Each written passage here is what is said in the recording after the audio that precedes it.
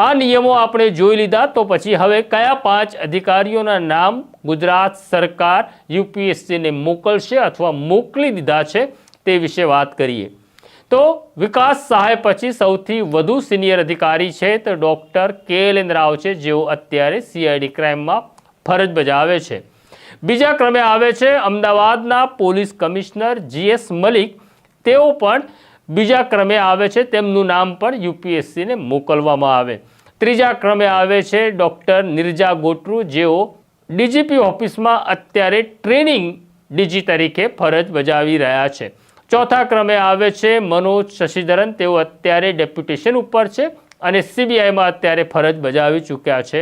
પાંચમા ક્રમે આવે છે DGP રાજીવ ભાર્ગવ, જેઓ હથિયારી એકમના વડા છે. આમ 5 નામ યુપીએસસીને મોકલવાના છે અને યુપીએસસી તેમાંથી 3 નામની પસંદગી કરશે અને 3 પૈકી 1 અધિકારીને DGP બનાવવામાં આવશે જો વિકાસ સહાયને ફરી એક્સટેન્શન ન મળે તો. IPS સર્વિસ રૂલ એવું પણ કહે છે કે વધુમાં વધુ એક્સટેન્શન 6 મહિનાનું જ મળે અને વિકાસ સહાયને એ એક્સટેન્શન મળી ગયું છે. પણ જાણકાર સૂત્રો એવું કહે છે આ નિયમમાં અપવાદ પણ હોઈ શકે છે.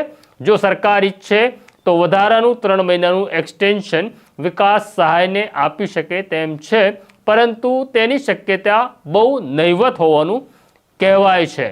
એટલે આ 5 પૈકી 1 અધિકારી DGP બનશે, જેમાં મનોજ શશિધરન અત્યારે CBIમાં છે. હજી એક નામ છે જે સૌથી સિનિયર છે, જેમનું નામ છે ડૉક્ટર શમશેર સિંહ. આમ તો ડૉક્ટર શમશેર સિંહ વિકાસ સહાય પછી DGP થવાના હતા, પરંતુ કોઈક કારણસર સરકારને તેમની સામે વાંધો પડ્યો, માટે તેમને ડેપ્યુટેશન ઉપર દિલ્હી મોકલી દીધા છે. એટલે હવે આ રેસમાં તેઓ નથી અને આમ પણ તેઓ માર્ચ મહિનામાં નિવૃત્ત થઈ રહ્યા છે. એટલે પેલો 6 મહિનાનો જે નિયમ છે એ તેમને લાગુ પડે છે, એટલે તેમના નામ યુપીએસસીમાં મોકલવામાં નહીં આવે.